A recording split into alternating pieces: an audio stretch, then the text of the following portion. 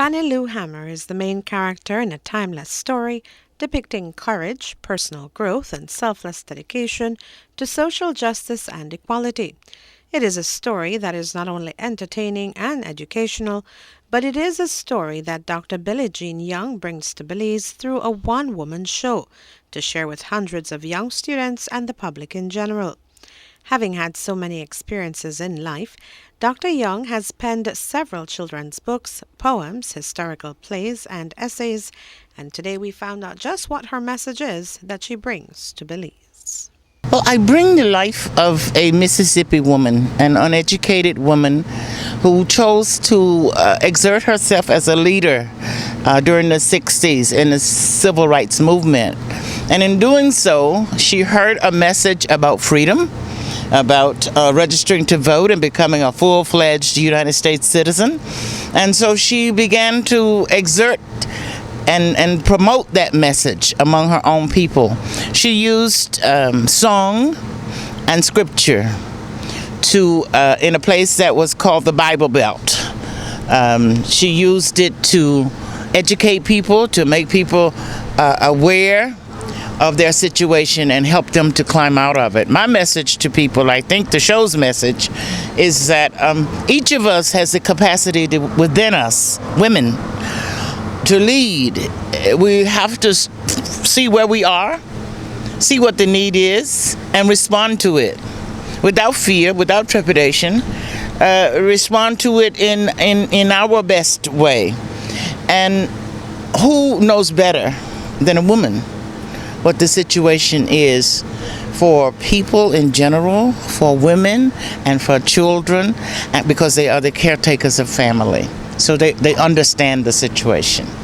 Dr. Young, who is an artist in residence at the Judson College, a Christian college for women in Alabama, is currently working on her third book and speaks of them and her inspiration. I wrote a book when I was, as a result of being here, called, one of my books is called Family Secrets, and it addresses the issue of abuse. I've seen a lot of abuse at home. I saw abuse here of various kinds, sexual abuse, emotional, mental, physical, and as a result of living here, I participated in an escape for family. And so I wrote a book from the mother's perspective. She wanted people to know where she stood on the issue. I also wrote poetry when I was here. I was fortunate enough to be able to come here and be able to just volunteer and just live. And so that's what I did in the late 80s, and finished up a book of poetry, Fear Not the Fall. My third book is a memoir for my mother. It's her letters to me and my sister. And in it we find out about Black Belt life, economics, health conditions, because my mother wrote to all of her children as they left home, her children and her grandchildren. So it's a family book. What inspired you, because you seem so passionate when you talk about these things, what inspired you to get into this line of work?